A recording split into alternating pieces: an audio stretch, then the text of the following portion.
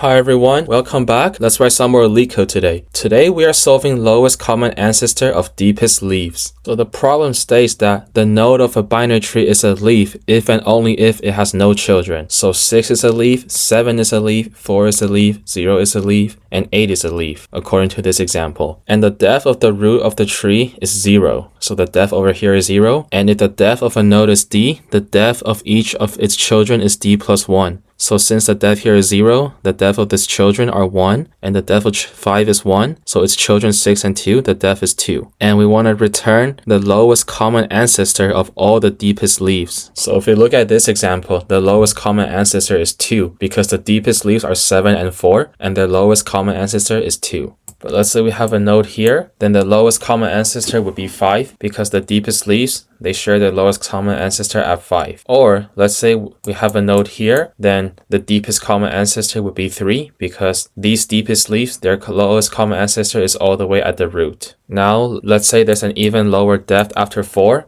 because it is the only deepest node that there is, so its lowest common ancestor would be itself. Now that we have seen some examples, let's get to how we can solve this problem. So one way that we can solve this problem is we can use DFS, or depth first search, with recursion. So we will search through each of the root's depth, and if we come to a node where it does not have any children, then its left and right, we will just return 0 and none as its base case. And the 0 will stand for the height, and none will stand for that it doesn't have a node. So for each of these nodes, we will return its height or depth and its lowest common ancestor. So if we come to a node where its children have equal height, then we will return the node on itself. But if we come to a node where the height differs, then we will return the node with this higher height for its second index, and the first index will still be its height. So let's go through this example real quick. I think it'll make more sense when I go through it. So first we will search to the left all the way down, and then we realize that 6 does not have any children, so we will return its height, which is 1, and 6 is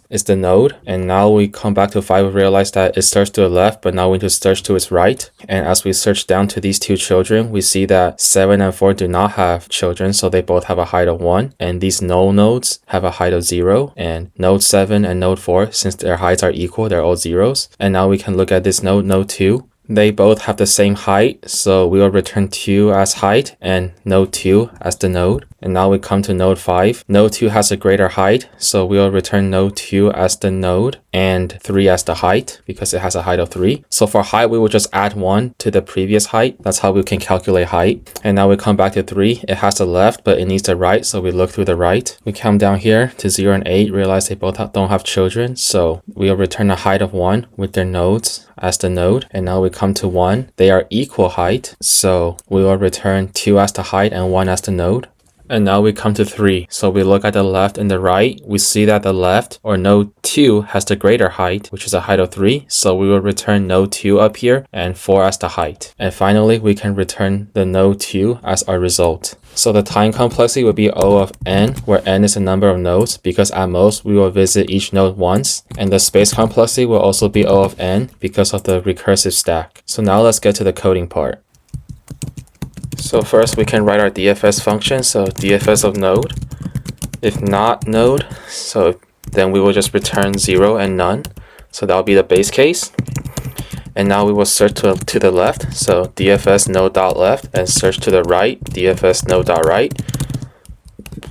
So that will be our recursive calls. And if we see that the left of 0 is greater than the right of 0, so if the left has a greater height, then we will return the height of the left plus 1 and the node on the left. If the right is greater, we will do the opposite. So if left is less than right, if the right has a greater height, then we will return the height of the right node plus 1 and then the right of 1. Otherwise, we will just return, you can choose left node or right node, because it's just height since they're equal, and just the node itself. And we will return DFS of root and 1, so that will be the node. See if it works. Okay, perfect. Hope this was helpful. Thank you all for watching. If you have any other questions or comments, feel free to leave down in the comment section, and I hope to see you all again soon.